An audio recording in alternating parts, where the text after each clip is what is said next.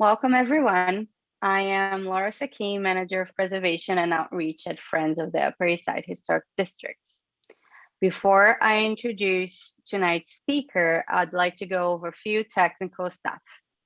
Please keep your videos off during the talk. If your video is on, we're going to be turning it off. But you're welcome to turn your video on at the end of the talk for the Q&A section. Additionally, you will be muted throughout the event. And if you'd like to ask a question, please do so via the chat. Friends is an almost 40-year-old organization dedicated to the preservation and celebration of the architectural legacy, livability, and sense of place of the Upper East Side. Our neighborhood has changed a lot throughout the decades, but many buildings remain to tell us the stories of the past. Today, Lucie will introduce some of the people that lived and shaped the Upper East Side. Lucie Levine is a historian and a tour guide. She's also Friends Public Program Consultant. She's the mind behind many of these virtual programs, and she has been helping us with this new research that Friends is undertaking that she'll be presenting to us tonight. Lucie?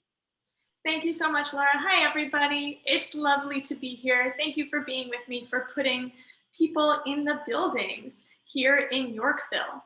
Now, as Laura said, this is a brand new research initiative that Friends has begun under the auspices and with the support of the Cultural Immigrant Initiative and Fund, supported by the New York City Department of Cultural Affairs. So we're very grateful for that support. And what we're doing with that money and with that resource is to focus on two early residential buildings in the Yorkville neighborhood and essentially build what we're calling a biography of a building. So we're going to be speaking today about the Manhattan, completed 1880 at 244 East 86th Street by Charles W. Clinton, and the Kaiser and the Rhine, a pair of buildings between 1716 and 1720, 2nd Avenue, finished 1887 by Lamb and Rich.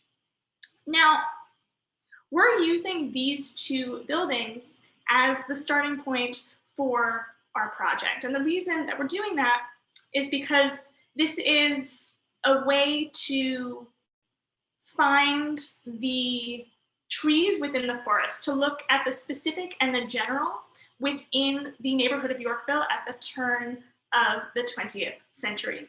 So these are really starting points about what we can learn, what we can glean from architectural as well as social research about this neighborhood. Now, this is really building on another initiative that Friends has already undertaken, which is our book, Shaped by Immigrants, A History of Yorkville. So we had already begun to tell this story of the immigrant experience in Yorkville.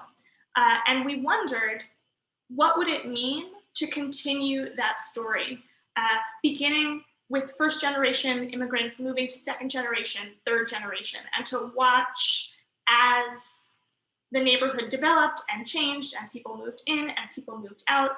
And we knew that one way to do that would be to look at census records, to look at church records, to look at passports, to look at city directories, to look at any number of pieces of information that could help us build both a social and an architectural history of this neighborhood. So we began with the census. Here we can see a census page for the Kaiser and the Rhine in 1910. And we undertook census research between 1900 and 1930 for each of these two buildings. And you might be thinking to yourself, okay, but you just told me that the Manhattan was finished in 1880 and the Kaiser and the Rhine in 1887. So why not have those census years, 1880 and 1890, involved in your research? Well, in 1880, the Manhattan had not been completed in time for the 1880 census, so it's not actually included in the 1880 census.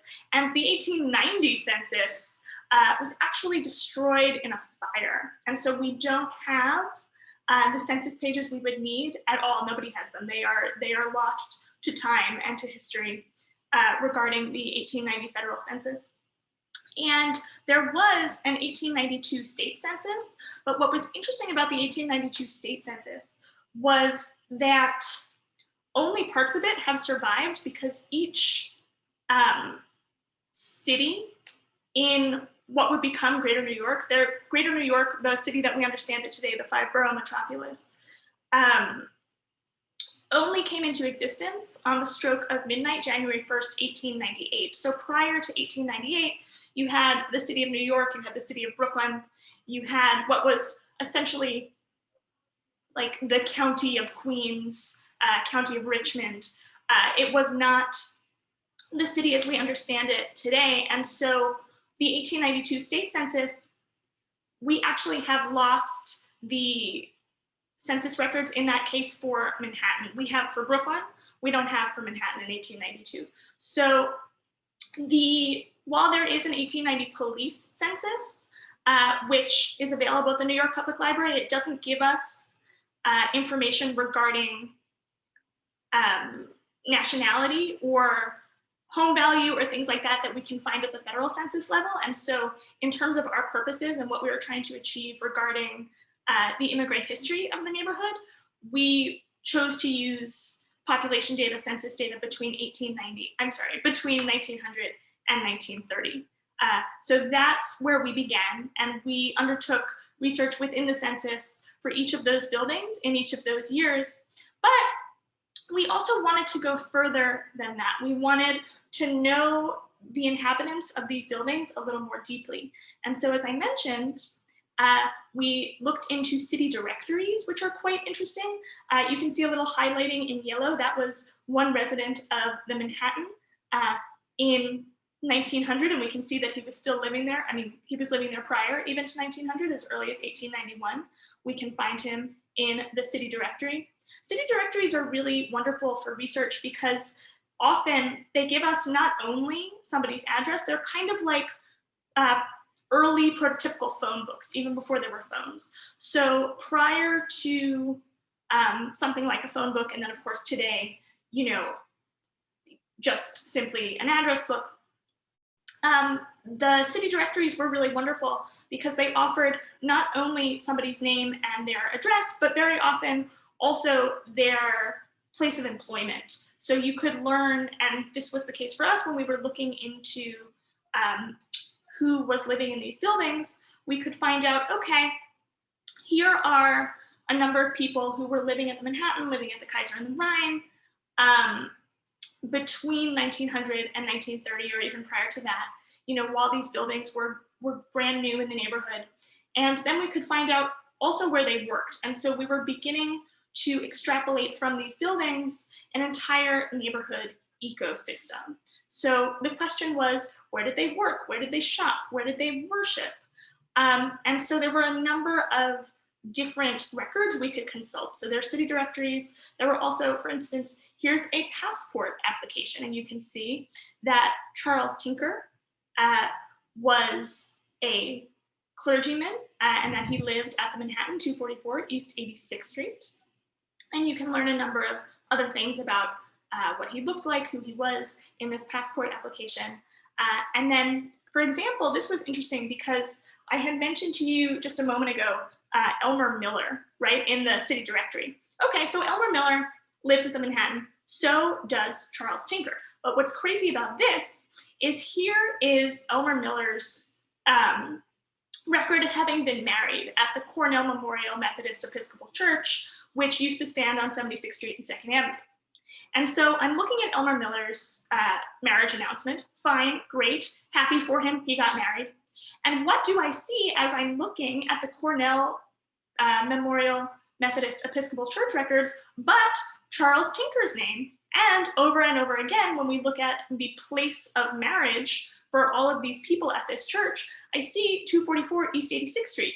And I realize, wow, Charles P. Tinker, who was the clergyman living at the Manhattan, was actually literally marrying people in his apartment at the Manhattan. So the Manhattan, we can see from a record like this, became actually a neighborhood hub at the turn of the century, where people would come to be married by Charles P. Tinker. They didn't even necessarily need to be married in the church. They could be married at his home. So that tells us something else even about the role of this building in the neighborhood. So when we say that we're building a neighborhood ecosystem, as we think about these buildings, that's what we're using this type of research to be able to do, so that we can understand who, not only who is living here, but who is interacting with this architecture, because cities look the way they do for a reason, right? Architecture is meant good architecture. And I take this idea from Ada Louise Huxtable, who came along later as the architecture critic at the New York Times. But what she said about good architecture was that it enhanced the livability of the neighborhood. It enhanced the experience of wherever you lived. And if it didn't enhance your experience of the built environment, it was not good architecture. And so for us to figure out in what ways did these buildings enhance the neighborhood, we have to understand how they were used. And so this kind of research allows us to understand the role of these physical structures in the larger neighborhood environment. And so when I say the role, I mean the social aspect of these buildings. So that's what we're trying to achieve from this research. When we say a biography of a building, who lived here, how did they use these buildings, what did these buildings mean for the neighborhood? So for us, when I talk about something like Charles Tinker, I also am interested to know, for example, that the German immigrant Felix Spitzner, who lived at the Manhattan with his family for at least 15 years, beginning in 1905, was superintendent and brewmaster at Central Brewing at 68th Street and the East River. So the reason that that's a little bit different from this, I'm able to look at this record and see, okay, this is how the Manhattan in one circumstance was used in terms of nuptials. And so I'm looking at the building itself. But when I think about Felix Spitzner, I can say, okay, I can glean an understanding of here's somebody living at 86th Street, 2nd Avenue, and working 68th Street and the East River. And what's his role at the brewery? And we see that he's superintendent, which means that he has a leadership role. And as we look at, for example, the Kaiser and the Rhine, we're going to see a number of residents who also worked at the breweries, but not in leadership roles, in roles such as mechanic or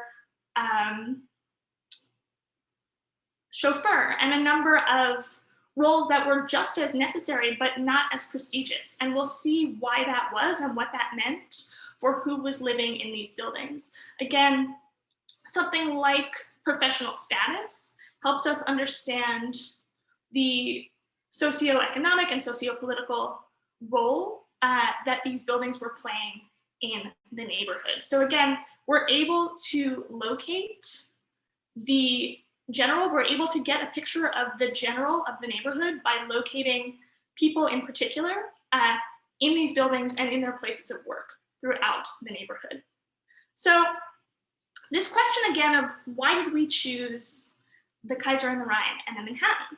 Well, in practical terms, of course, Friends of the Upper East Side Historic Districts is a historic preservation organization. And one of the things that we do is we recommend landmark designation to the Landmarks Preservation Commission. And so one potential outcome of this project could be to help advance the goal of landmarking both of these buildings, because neither the Manhattan nor the Kaiser and the Rhine have been designated as individual landmarks by the city of New York.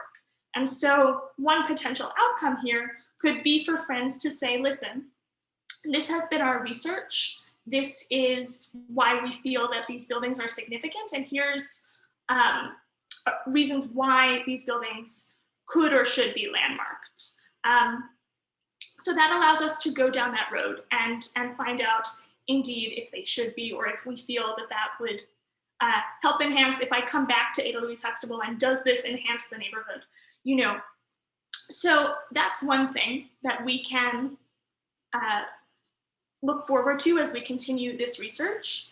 And when we think about landmarking too, often it's an architectural question, also a social question, but I think predominantly when people think about landmarking, they think about the architectural question. So I'm really going to begin there with you, helping to talk a little bit about what would it mean to landmark these buildings architecturally, and then I'll get into perhaps why we might want to landmark these buildings socially.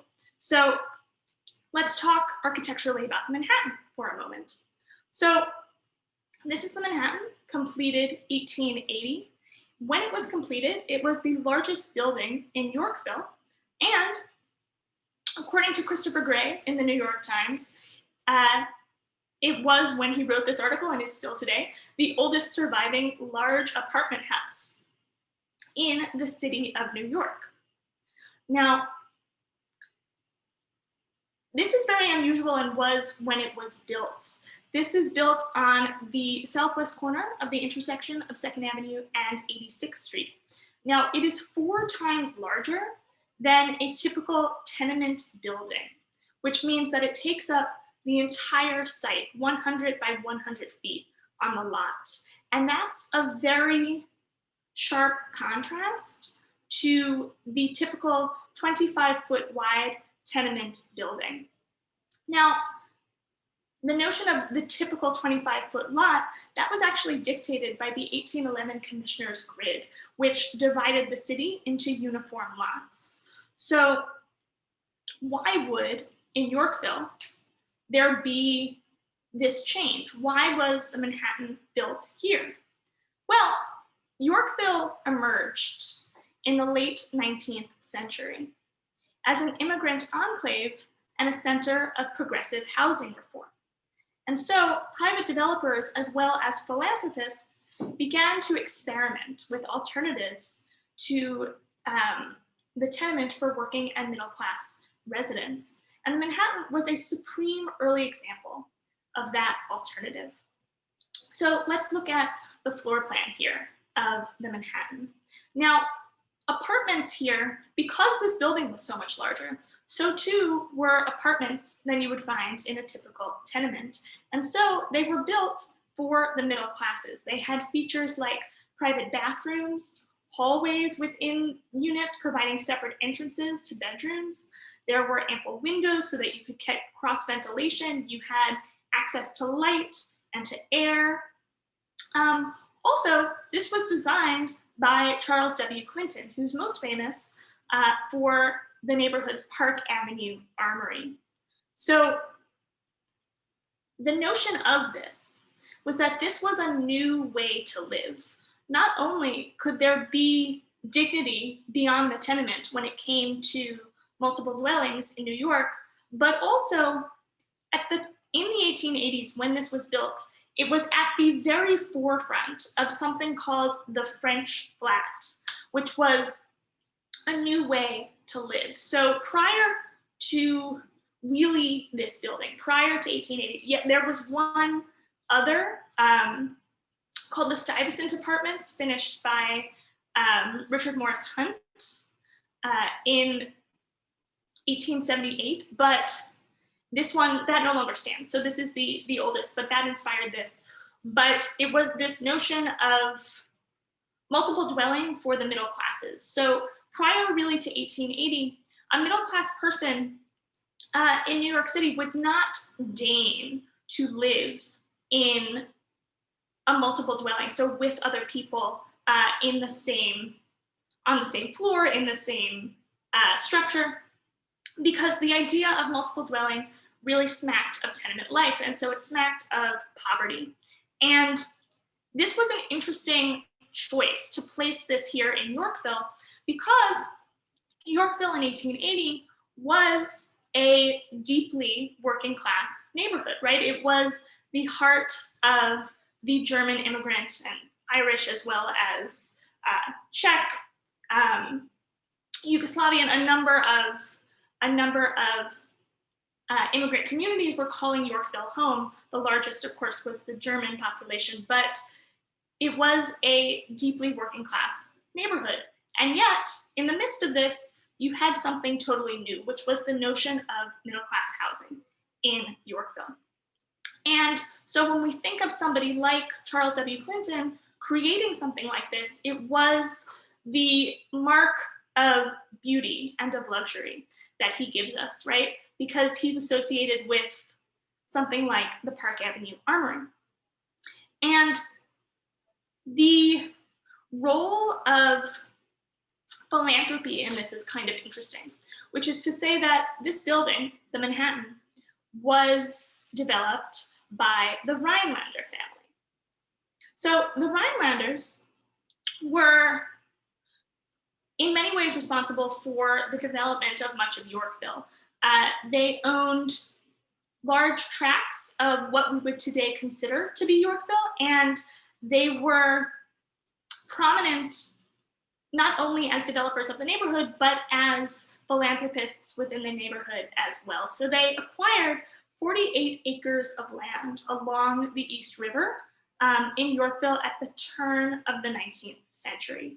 And so they contributed not only architecturally to the neighborhood, but also socially. So they built as a settlement church, as an outreach church, the Church of the Holy Trinity at 316 East 88th Street, and the Children's Aid Society, also on 88th Street. And the notion of creating outreach structures helped inspire the other building which we are researching, which is the Kaiser and the Rhine. So the Rhinelanders not only developed the Manhattan as a strikingly middle class, what was then called a French flat, but also inspired by that, they created this, which was the Kaiser and the Rhine, where if we look at the floor plan here, we can see that the apartments were smaller, but that there was still a number of amenities here,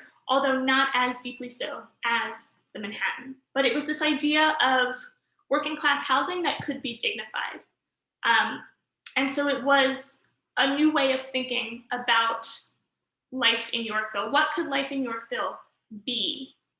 And this question of what could life in Yorkville be, that's really the crux of our research, was what was life like inside these buildings? So in certain ways, the Manhattan, the Kaiser, and the Rhine stand out because they were architecturally significant. They stand out because they were designed by Charles W. Clinton and the Lamb and Rich. They stand out because they were French flats in a tenement area. They stand out because they had amenities like private bathrooms when other apartments did not. But they also, if we look at our research and at our census records, they also fit directly into the trajectory of the neighborhood, the development of the neighborhood. And that's what's really interesting for us as we do this research, is not just to say, okay, we can look architecturally at these buildings and see why they stand out. We can look even more deeply into the research and see why they fit into the neighborhood. So that's the goal of what we're trying to achieve with this project, is not only why do these buildings stand out and why should they be landmarked, but how do they fit in to the history of the neighborhood, and what can that tell us about the larger life experience of Yorkville? And one way to understand both how they fit in and how they stand out is to consider cost. Now, we can actually do that through the census. That's because the 1930 census is actually the first census to give us home value information. And I tried to give you a close-up here of the 1930 census for the Kaiser and the Rhine. I don't know if you can read that on the screen under where it says home data. And you can see at the top it says $40 and then $35.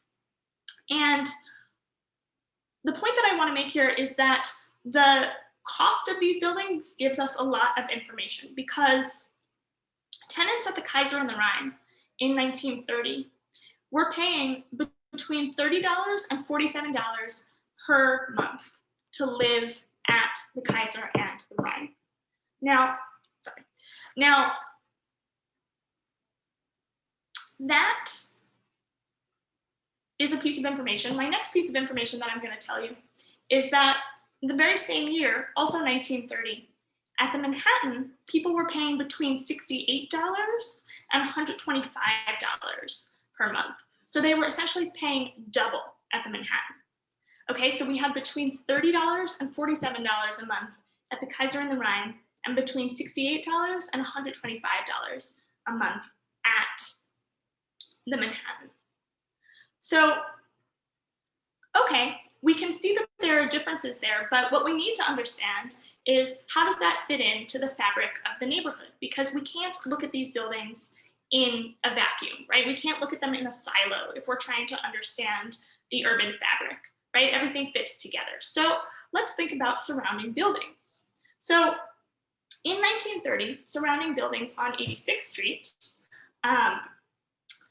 which is not only Yorkville's main thoroughfare, right? We can look here, but also the same street on which we find the Manhattan. So along 86th Street in 1930, average rents were between $50 and $75 a month.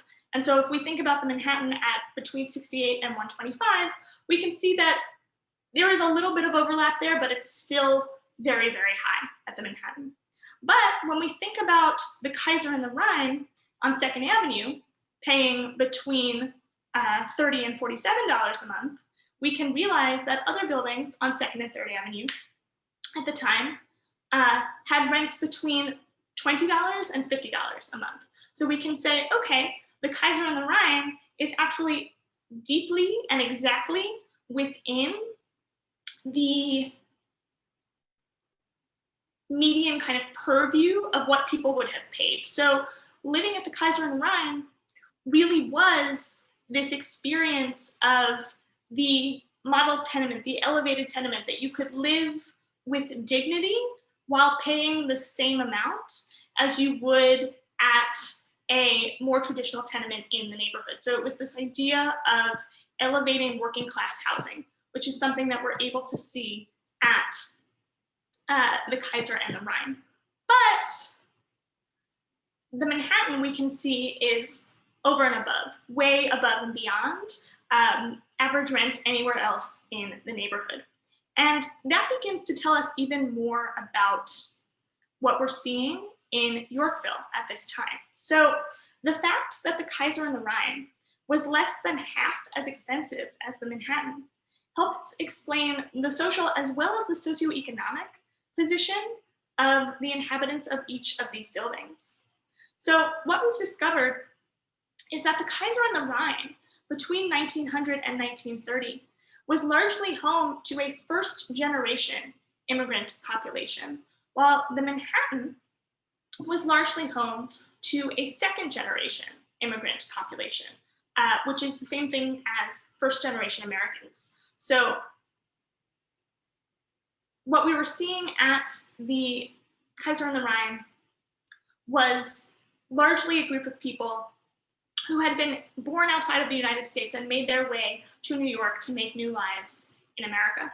And what we by and large were seeing at the what we were by and large seeing at the Manhattan was people who had already made that journey and then had children, and those children were raised in the Manhattan and then raised their children in the Manhattan. So we saw at the Manhattan really a second and third generation population. So when we look at these two buildings, we're actually able to look at a 3-generation American story, which is quite interesting within this neighborhood. We can begin at the Kaiser and the Rhine and begin to understand what life was like in Yorkville at the turn of the century for first-generation immigrants. And as we make our way over to the Manhattan, we can also continue our story and begin to understand what was life like for second-generation and third-generation immigrants, and watch as the neighborhood develops and the community develops within and around these buildings. So when we think about this notion of wealth, of who's able to pay $40 a month and who's able to pay $100 a month,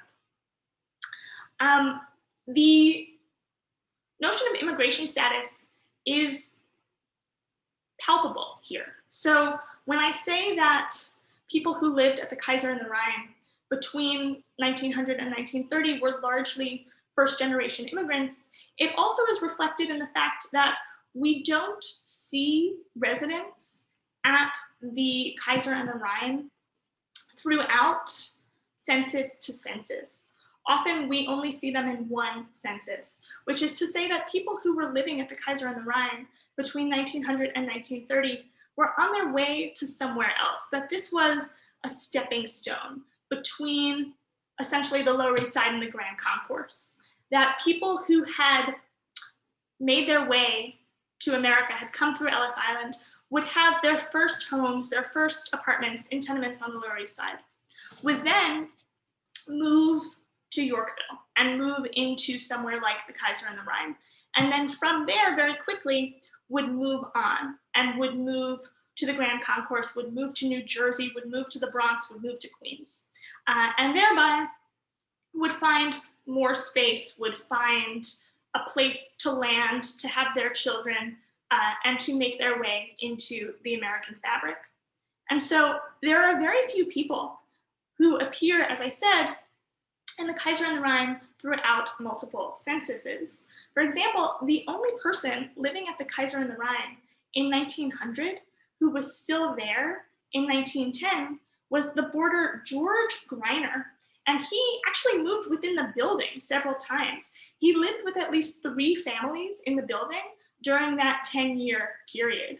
And he stayed in the building a really long time. He stayed in the building as late as 1920. So he was there 20 years, but moving around within the building itself. So he didn't keep the same apartment. And his case is extremely unusual because most people, in fact, as I said, he was the only one there who remained between 1900 and 1910. And the only family that was living in the Kaiser and the Rhine in 1910 who was still in the building in 1920 was the Krug family. So again, everybody was moving on very, very quickly. And I'll just give you a couple of statistics here. So 6 out of the 24 families who were living at the Kaiser and the Rhine in 1920 were still living there in 1930. So only 25% of people stayed for that 10-year period. And then 5 out of the 28 families who were living at the Kaiser and the Rhine in 1930 were still living there in 1940. And that's only 18% of people. So the point that I want to make is that because this was a first-generation immigrant community that we were seeing in this building, it's extremely peripatetic. There's a lot of movement. There isn't that kind of groundedness within the building itself. Although another hallmark of this white working class immigrant experience that we see in Yorkville is while tenants were not grounded, for example, in the Kaiser and the Rhine, they actually were deeply grounded in the neighborhood itself. And that's something that's really interesting to realize when we dig into this research, which is that while tenants were moving quite fluidly through the Kaiser and the Rhine, they were experiencing the neighborhood in a highly localized way. So, for example, the German immigrant grocer, Emil B. Johansen, who lived at the Kaiser and the Rhine in 1900, had his grocery store right next door at 1722 2nd Avenue. And Aaron Wyness, who was a Russian Jewish immigrant living at the Kaiser and the Rhine in 1900, had his paint shop at 1517 2nd Avenue. I'll give you another example. William Eberth, a German immigrant dentist who was living at the Kaiser and the Rhine between 1910 and 1918, had his practice in his home in the building. John Foley Hart, who was an English immigrant via Jamaica and was living at the Kaiser and the Rhine in 1920, was an inspector for the 2nd Avenue Railroad. Joseph C. Spitzner lived at the Kaiser and the Rhine between 1920 and 1940 and was a chauffeur at Jacob Rupert's brewery. So you had this experience where people, maybe they weren't living at the Kaiser and the Rhine necessarily, but the neighborhood itself became a home over and above the building, that as a locus, as a hub of immigrant life, and particularly German immigrant life, even when people moved out of the old neighborhood, when they moved out of Yorkville, Czech, Irish, and German immigrants kept their working lives in the neighborhood because Yorkville was magnetic in terms of that immigrant fabric, that immigrant life. And so this question of who could you be in America? Well, you could get a larger apartment, but that wasn't really what sustained you, which is interesting. It's clear when we realize that people stayed professionally in the neighborhood, it's clear that the social connection was the sustenance they were looking for. So when I'm talking about this magnetism, I'll tell you that the La Rosa family, who lived at the Kaiser and the Rhine as early as 1903, had moved to Pleasant Avenue in the Bronx by 1915.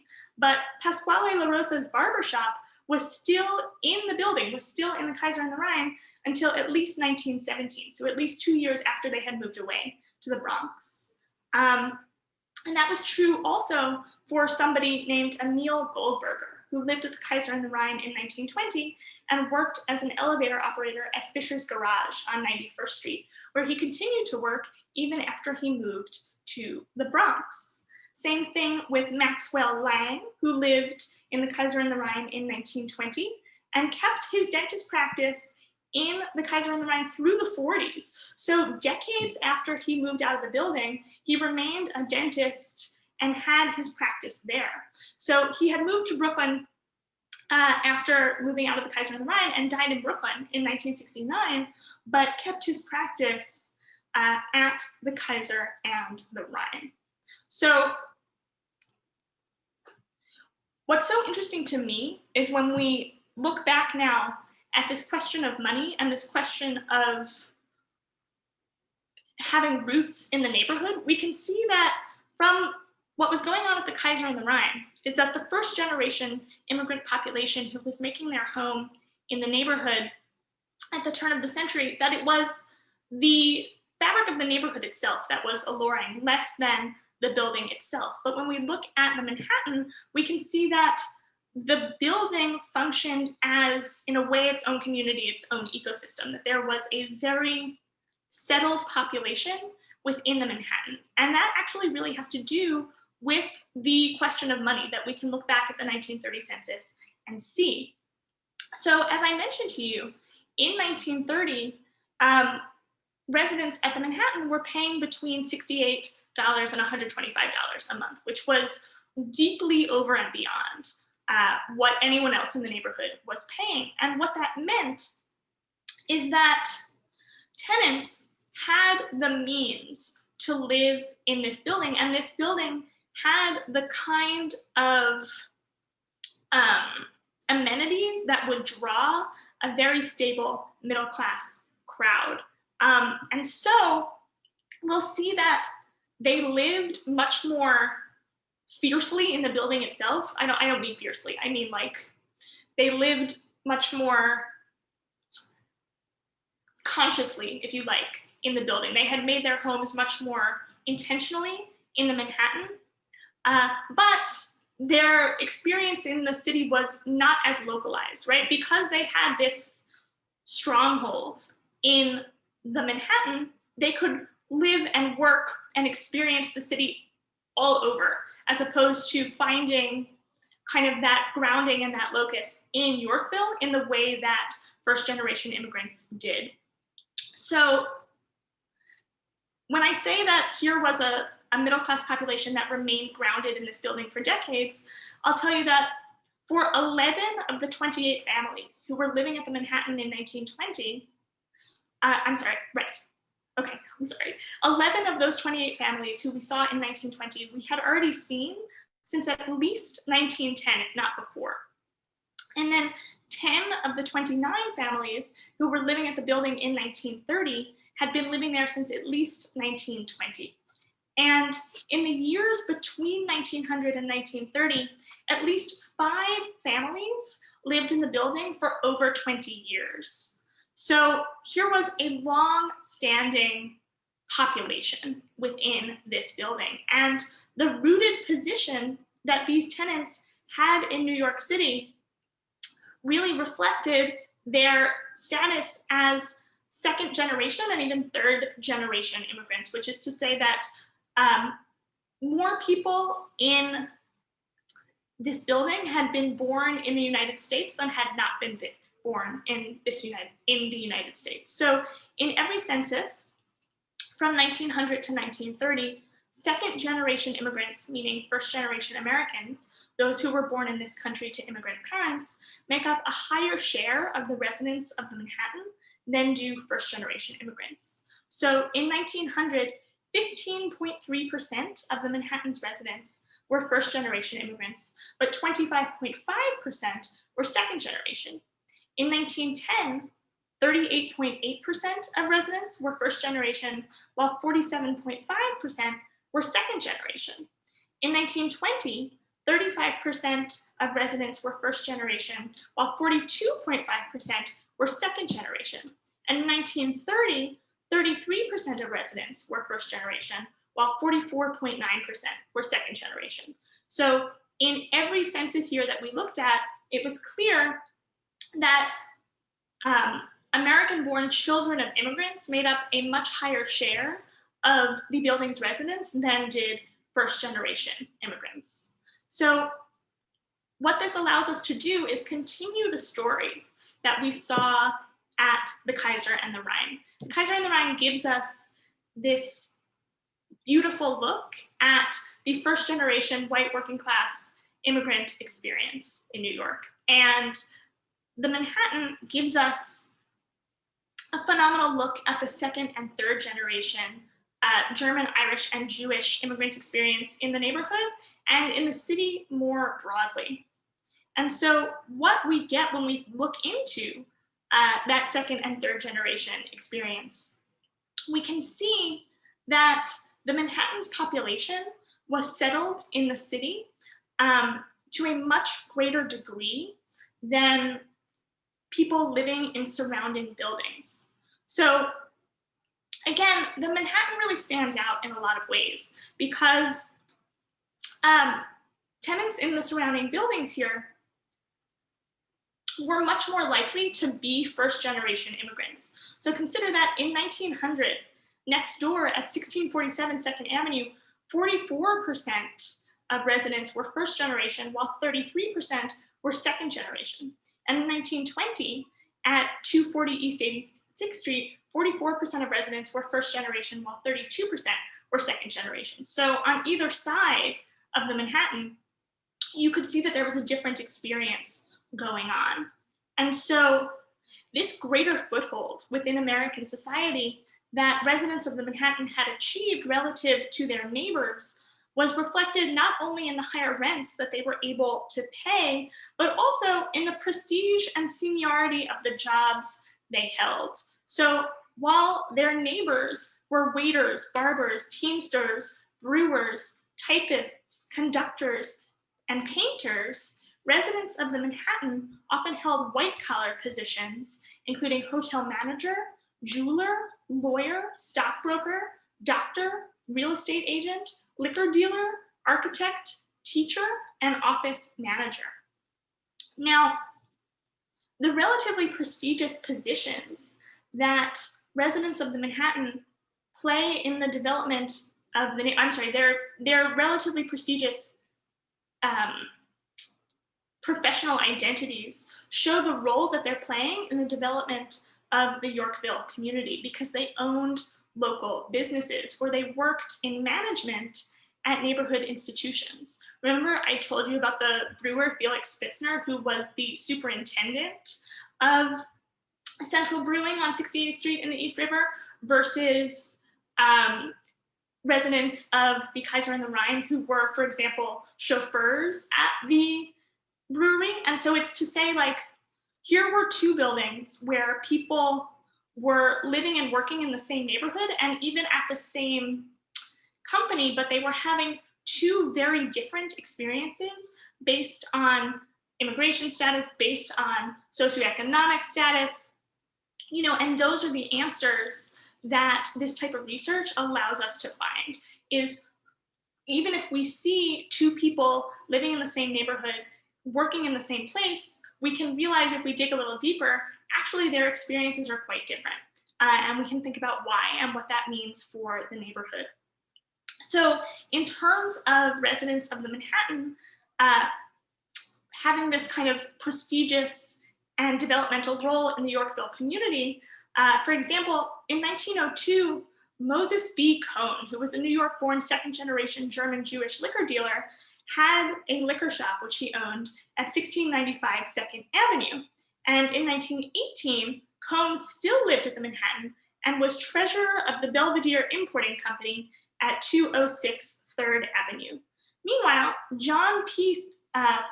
Thornton, who was a New York-born second-generation Irish immigrant architect living at the Manhattan in 1900, had an office nearby at 302 East 86th Street. So again, there was this sense of grounding not only in the building itself, but in the fixtures of the neighborhood. So immigrants and their children became leaders not only within the Yorkville community, but they also went on to lead and shape both the city and the nation. So it was an experience that was even wider above and beyond these buildings. And so when we're watching the trajectory of the first, second, third generation, as we move from the Kaiser the Rhine to the Manhattan, we actually watch the influence of these communities spread throughout Yorkville, throughout the city, and then throughout the nation. So we're watching, in a way, assimilation, which is quite interesting.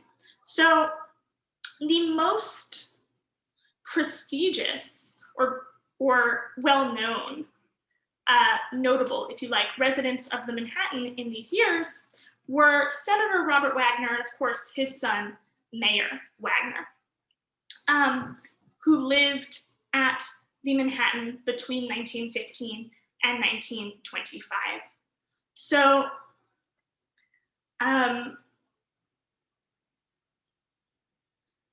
both father and son actually grew up in Yorkville. So this is Robert Wagner Sr. He was a German immigrant who attended PS 88 on East 110th Street while he worked as a paper boy in the morning and as a grocer at night. He graduated Phi Beta Kappa from City College in 1898 and from New York Law School in 1900. He joined the New York State Assembly beginning in 1905, where he roomed with the future governor, Alfred E. Smith.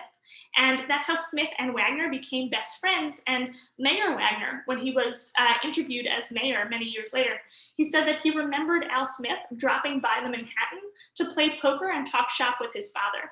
So if we enter the Manhattan during these years between 1915 and 1925, we're starting to get not only a biography of a building, but a political biography of the city and the state of New York.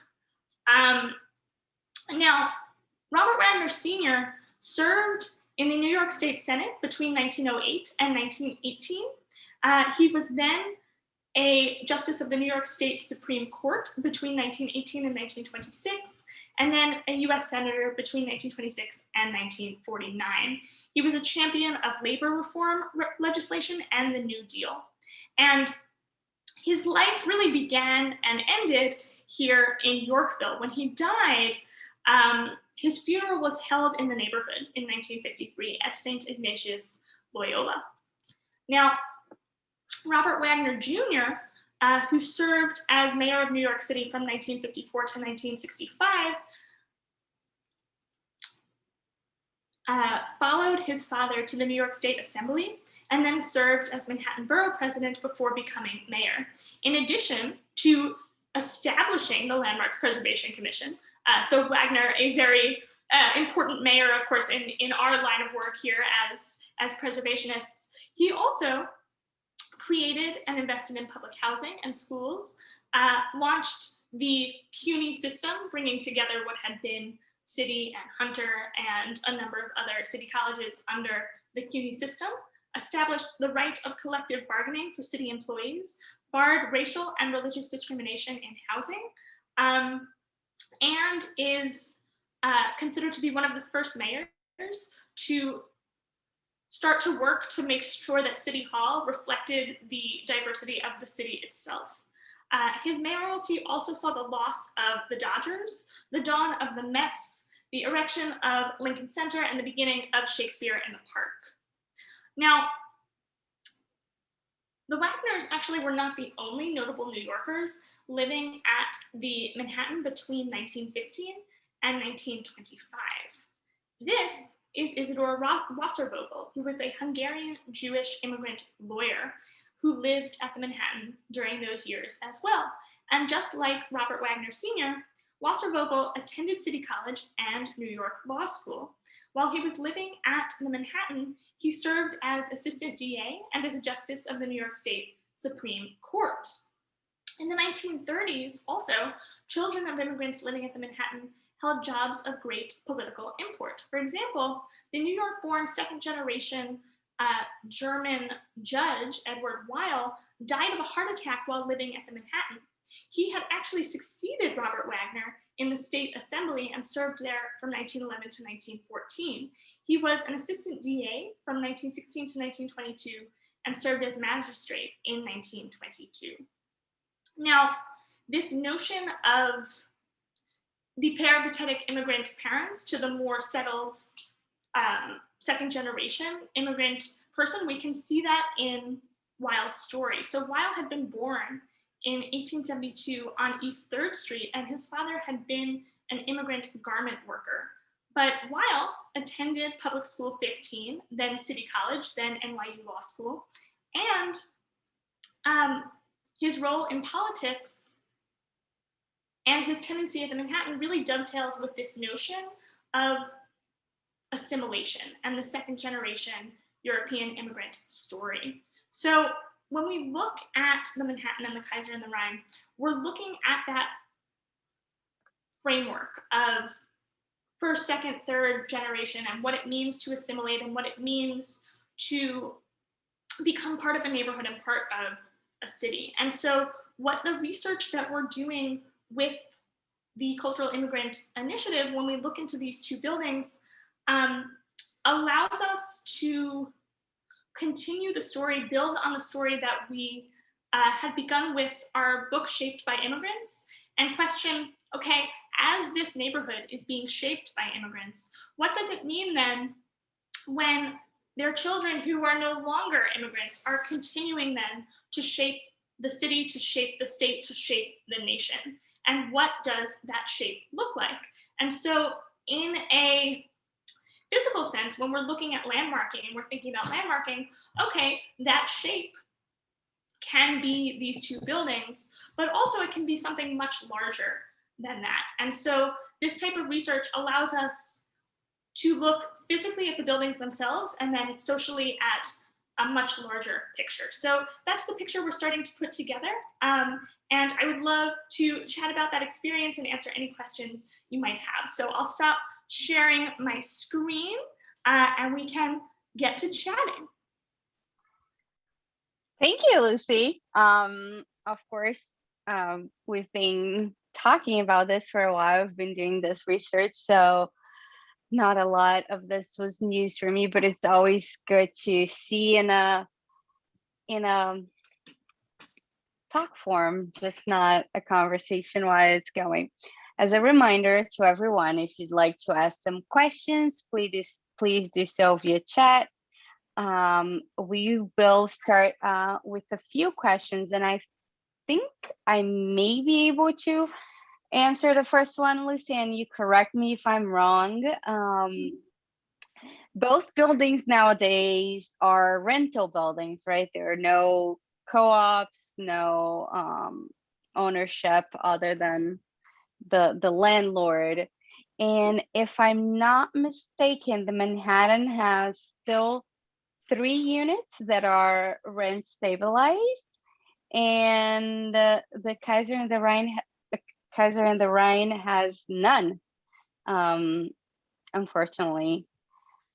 So that was one of the questions. Another question, Lucie, is do you have any idea how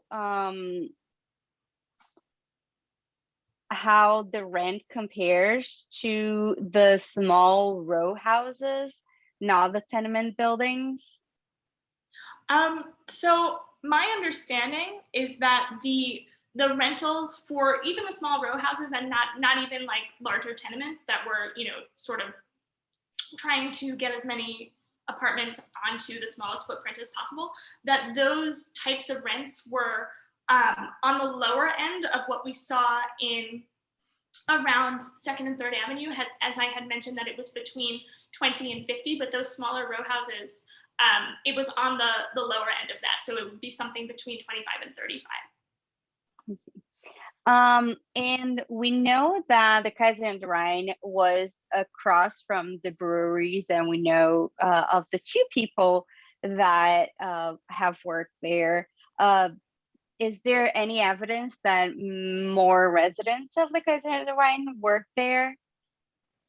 Oh, absolutely. So there were several residents who worked at Jacob Rupert's brewery. There were several who worked at Eric's brewery, which of course were across the street from one another, like across the same block. But again, the people who were living at the Kaiser and the Rhine almost uniformly would be working as brewers, but not as brewmasters, or as chauffeurs, but not as superintendents, right? That it was a much more like within the organization, but not running the organization kind of role. And that people who had the more prestigious jobs within the breweries were living somewhere else, like the Manhattan. So it wasn't, I guess the point I was hoping to make was not that there was necessarily like that much of a geographic difference between what was going on at the Manhattan or the Kaiser and the Rhine, but that there was a socioeconomic and immigration status difference that really reflected something that's harder to see if we don't look into it. Because if we look at two people and we see, okay, they're both working at Jacob Rupert's brewery, we could see that as an equal experience when in fact, it wasn't. But those two people were occupying the same physical space. And that's what's so interesting, because you had this neighborhood where people were united almost uniformly in this some level of this European immigrant experience, like whether it be first generation, second generation, third generation, there was that overarching experience. And then the question is, where along that assimilation trajectory were you? And when you find that information, then it breaks down in a really interesting way. Good to know. I do have one question. We see that a lot of new developments, like today, in the past, they were also advertised. Do we have any evidence that either the Manhattan or the Kaiser and the Rhine were advertised as a new form of living? That's a really interesting question. I didn't see in particular a number of advertisements that were placed in the papers, but I think that could be, I love that question because our research is ongoing, which means that that's something I want to look into. And so I really encourage anybody on this Zoom right now, if you have questions like that, please ask them, because you can only help. You can only make this a deeper and broader and more exciting research experience. So we're glad you're here, and that's something now I'll look into. And if anybody else has questions like that, what did you find? What do you see? And if my answer is, I don't know, I'll look into it. Yeah. Do we have, I know this is not part of our research right now, but a good question is how the residents have changed. And if we're looking at it today, do we still have an idea of who those people are? Not in a way, the same way that you're researching, but more as class. Like, are they middle class, working class, or it's just like New York City, everyone is everywhere? Just because we hadn't been doing the research on the current renters, I don't know that information, so I don't want to give an answer that I'm not sure about. But I do see in the chat a question here about the current layouts, and that is something I can answer. We actually did check that out. A little the Friends staff, we wanted to see when we were looking at the floor plans if they are still current, and we realized that actually those layouts had been subdivided. So the apartments today in many ways are actually smaller than they were when they were built. Absolutely. And we're reaching the top of the hour here. And I guess that's all. If I didn't get to your question. Oh, one last question. Yes, this is being recorded and it will be available on our website in the future. And so will the result of this research, whatever shape it takes us in the future. So Lucie, thank you so much. If you have any other questions, like Lucie said, please send them along. We're looking for new eyes in this research, trying to find new and exciting information. So thank you so much for joining us. And thank you, Lucie, for doing this research and presenting this to us tonight. And I'll see you next time. All right. Good night, everybody. Thank you so much.